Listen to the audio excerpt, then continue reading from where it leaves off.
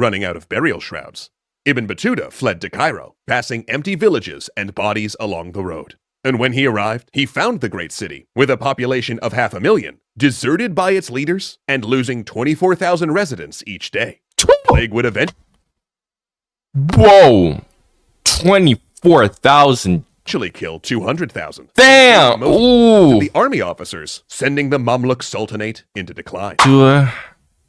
Gotta finish the series. 1346, Xuanzhou, China. I'm Ibn Battuta found supposed China to finish it a while ago, an upside-down but place where people gotta finish used this off. silver instead of coin, and even beggars wore silk.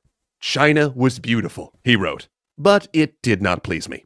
Because while Ibn Battuta had traveled widely, most of the communities he visited were Muslim or Muslim-ruled, and he rarely ventured outside that bubble. Where minority religions existed, they were at least other monotheists, like Christians or Jews. The Chinese, by contrast, were polytheistic and worshipped what Ibn Battuta considered idols. Confucian scholars were dismissive of Islam, and the population ate pork and cremated their dead. This disturbed me so much, he wrote, that I stayed indoors most of the time and only went out when necessary. During my stay in China, whenever I saw Muslims, I always felt as though I were meeting my own family and close kinsmen. Perhaps it was time to go home. But when he did so, death followed him.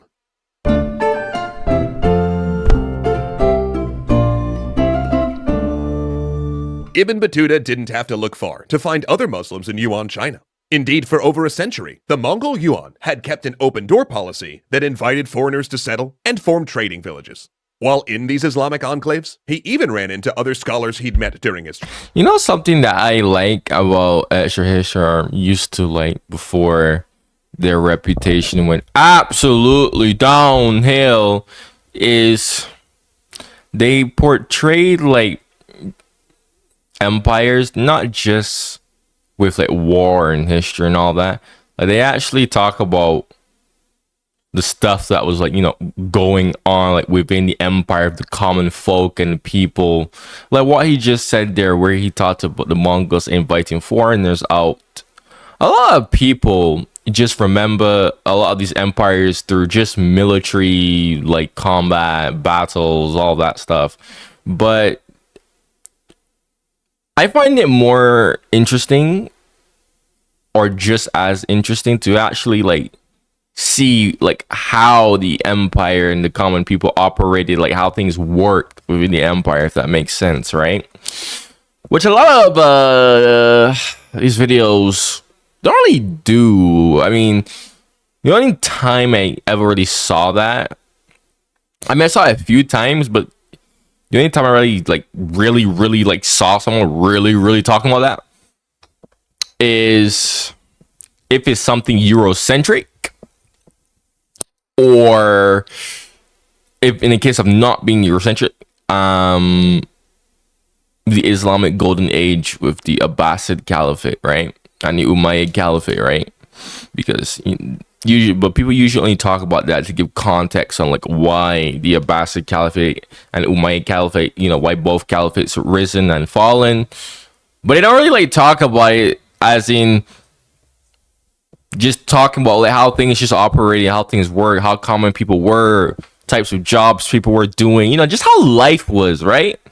You know, like all these empires, like the like for example, I keep struggling to pronounce this empire's name, but the Achaemenid, I'm just gonna say Achaemenid Empire, the empire that Alexander the Great conquered, right? You know, we just know that most people, anyways, I think, just know that empire from, you know, it's the empire that Alexander conquered, or King Darius, right? Or Xerxes, right? You know, Thermopylae, right? But it's like, what was life actually like? Like, what was the daily life like for people? Like how did people like live life back then? You know what I'm saying? I feel like people should talk more about that type of stuff there. Travels. Because as you've probably understood by now, Ibn Battuta was not an explorer. During his travels, he'd made his way along well-known pilgrimage and trade routes. The Mongol conquest and the peace and security that they'd created had fostered an unprecedented network of overland and maritime trade routes. Few people traveled to the extent that Ibn Battuta did, but he was far from the only person to journey from Africa to East Asia. In China, he met Syrians, Egyptians, and even a man who grew up 40 miles from him back in Morocco. Because you see, the world of the mid-14th century was an interconnected world, one where goods and people could go from one side of Africa and Eurasia to the other. And that would ultimately destroy this period of peace and interchange. Because in Central Asia, a terrible disease was emerging. A disease that caused painful buboes on the body, extreme headaches, and delirium. An even more aggressive form, the airborne pneumatic variety, caused victims to cough blood and killed within hours.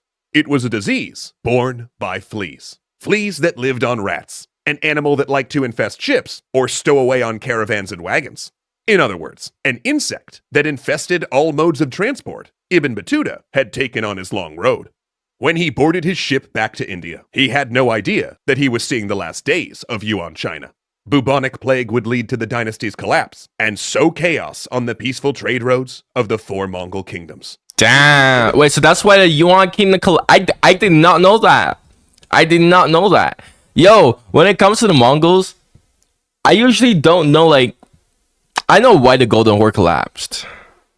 And I forgot the Mongol kingdom that was in the Middle East. I know why that collapsed. To be honest, I know like all the other 3 Mongol kingdoms somewhat, but except for the China one, I really did not know that. Ibn Battuta would begin to see that collapse himself. He retraced his route to India and considered going back to Delhi. But word reached him that the Sultanate was tearing itself apart, and Ibn Battuta was worried that the Sultan would execute him for his failed mission. So, he made another plan. A little, what is that thing called? Oh yeah, a side trip. With Verizon, Mecca, to make the Hajj one last time. But by the time he made it to the Arabian Peninsula, the pilgrimage season had ended. He would need to wait a year before it started again. So, rather than just hang out, he took another separate side trip. A side trip. Revisiting Persia, Iraq, Syria, and Egypt to see how things had changed in the time he'd been away. And he was shocked at what he found. The great Ilkhan, the man he'd traveled with, was dead, likely from plague. Damn. An empty throne, several ongoing wars, and his Mongol and Turkish generals were ripping the land apart in a series of succession conflicts. Woo! And this is why I was saying earlier, I like hearing about this type of stuff. Not just from a military perspective, but just from a regular, like, in-person perspective, because,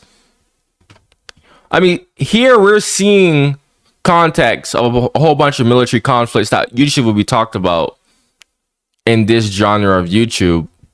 But seeing it like this, I think this is a way cooler format to understand these things.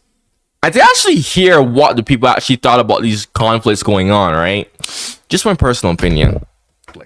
It was the first dark cloud in what would be a storm of sadness. He arrived in Damascus to find that the son he'd left behind, with one of his many ex-wives, had died in childhood. And a separate message told him that his father had passed away 15 years before. Saddened, he took a trip to Aleppo. But as he traveled, a great curtain was being pulled across Syria. The Black Plague descended on the Middle East, chasing him on the road. He fled back to Damascus, but found the oasis city ground to a halt, with 2,000 dying every day and the populace in terror. As in Europe, the Islamic world believed the disease came from a religious rather than medical source. But while Christian Europe interpreted it as punishment for human sin and greeted the plague with apocalyptic sermons, self-flagellation, and massacres of their Jewish neighbors, Islamic cities looked on it as a manifestation of the divine will. To them, it was an aspect of God's unknowable plan that must simply be endured with humility. Ibn Battuta saw the residents of Damascus fast for 3 days, followed by a packed day of prayer and supplication in the mosque. Afterward, the multi-ethnic populace paraded through the city streets together, holding aloft copies of their holy texts. Muslims carried the Quran, Christians the Bible, and Jews the Torah, all with tears, imploring their God to stop the suffering. Damascus would lose more than 30,000 citizens to the disease, its streets choked with funeral parades, corpses left uncovered due to the city running out of burial shrouds. Ibn Battuta fled to Cairo, passing empty villages and bodies along the road. And when he arrived, he found the great city, with a population of 500,000, deserted by its leaders and losing 24,000 residents each day. The plague would eventually Whoa. 24,000. kill 200,000. Damn. Most Ooh. of the army officers, sending the Mamluk Sultanate into decline. But in 1348, the worst year of the plague, Ibn Battuta made it to Mecca. Yo, I only know about the plague from like European perspectives, but I never like knew the plague from like how it affected the Middle Eastern world.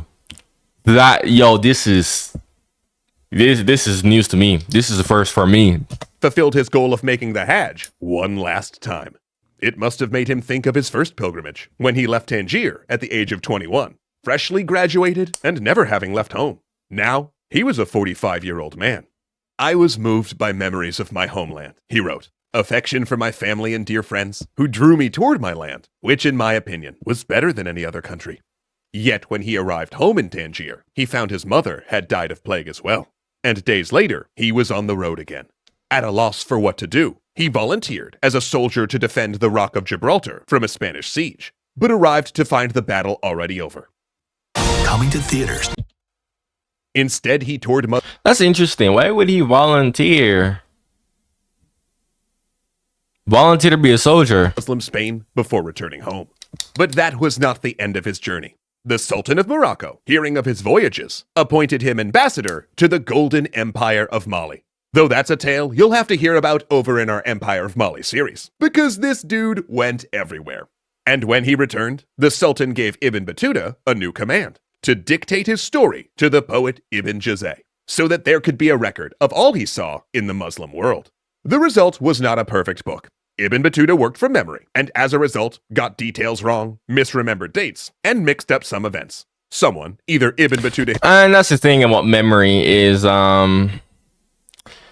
that's kind of natural. Not even natural, it is natural. When you recall something in your memory, you are actually altering it to fit what you want to remember. Actually, every single time you recall something, you're literally like slightly altering that memory and shifting it. So the longer you take to recall something, the more you're literally just making things up without even realize you are. And that's actually quite natural for the human brain to do. That's why it's important that if you do something important like this, that you really stick it in your head. You really stick it in your head, because when you get to that point of recalling, you would have that vivid description to recall. Because memory is like, it's kind of weird. It's like you're not remembering things, you're kind of just you're imagining things, right? You know how you can imagine things in your head? Memory is like you're imagining things, but you're actually imagining things that you saw happen, right? That's basically memory in a nutshell. So I'm not really surprised about this. Plus, this man was out for 21 years. Of course, he's going to 21 years, buddy. Yeah, he's gonna be messing some things up. Or Ibn Jazay decided to fill in the blanks by copying sections of other travel books, even inventing some journeys so the book would be a full compendium of the whole Muslim world. For instance, Ibn Battuta likely never made it out of southern China, nor did he travel far north into Russia as the book claims. And Rob will talk about how we know that in our Lies episode. But despite all these issues, The Travels is an extraordinary document. One that, despite its contradictions, exaggerations, and occasionally confused timelines, gives historians an unprecedented look at the Muslim world of the 14th century and how its trade networks operated. Given that... This book does give a big... just watching this video alone, watching this series alone, I got a completely different look on the Islam world. That was quite cool. That was really cool. It's almost anticlimactic to say that when they were originally published, they received little attention. In fact, Ibn Battuta's fellow judges often called him an uneducated liar. We know almost nothing about the rest of his life, only that he likely settled down as a mid-level Qadi, probably married again if precedent had anything to say about it, and died without fanfare. It's ironic, then, that today, Ibn Battuta's personal fame eclipses any of the rulers and even some of the kingdoms he visited. While few people around the world have heard of the Ilkhanate or Mohammed Tughlaq, Ibn Battuta's life has been the subject of television dramas, movies, and even video games. You can visit Ibn Battuta Mall in Dubai, where the different sections are themed to his journeys. Fly into Tangier, and you'll land in Ibn Battuta Airport. Eat at Ibn Battuta restaurants, visit an Ibn Battuta festival, and even see an unmarked tomb that's said to be his final resting place. He even has a crater on the moon. I have indeed. That's cool. Praise be to God, attained my That's actually desire really in this awesome. world, I'm not gonna lie. which was to travel through the earth. And I have attained in this. I've never really. I think Marco Polo is the closest person that I've seen like this in the like Eurocentric space. But nah, I Marco Polo is cool, but Marco Polo, he was pretty awesome. He's pretty awesome, but yeah, I don't know. Ibn Battuta, compared to a lot of Christian travelers and explorers, his story was more wild. I think his story is probably like the most adventurous and most insane, with a lot to hear, compared to. There was still many good Eurocentric explorers like Magellan and whatnot, and I've heard some of them, but this story is really, really good, like really entertaining. Honestly, I think this is probably my favorite story, to be honest. Respect what no other person has attained to my knowledge. Happy travels, friend. And not only that, but you know, coming from somebody who is already kind of like exposed, not even exposed, but is exposed to just Eurocentric Western European stuff. You know, whenever I hear these like explorers and people from that topic and area, it's like, okay, yeah, cool, whatever, right? But you know, this was extra entertaining, extra better for me to watch, much more cooler for me to watch, because like they said earlier in the video, historians had a big view of how stuff was operating in the Muslim world at the time, right? That was the coolest part. That was giving me some insights, giving me some different perspectives on how things I've never even heard about, right? So that's why I found this extra entertaining. This is why I do like watching these type of stuff, because I like hearing about what the hell was going on across the other side of the world, not just in Europe, right? So that's why I actually found this really, really excellent. You know, nothing against the Europeans or anything, but you know, that's just me personally, right? See you next time. Legend. If you're new to my channel and you have any suggestions for me, you could go comment down below. This series of the suggestion I had started to do. If you are an active member or viewer of mine, check out my channel membership for 99 cents a month. I did a few updates to that yesterday. Go check it out if you'd like. Go check out my other videos on my channel. I have plenty of reactions like this at this point. If you like what I have to say in my videos, man, make sure to like and subscribe to keep my stuff on the algorithm.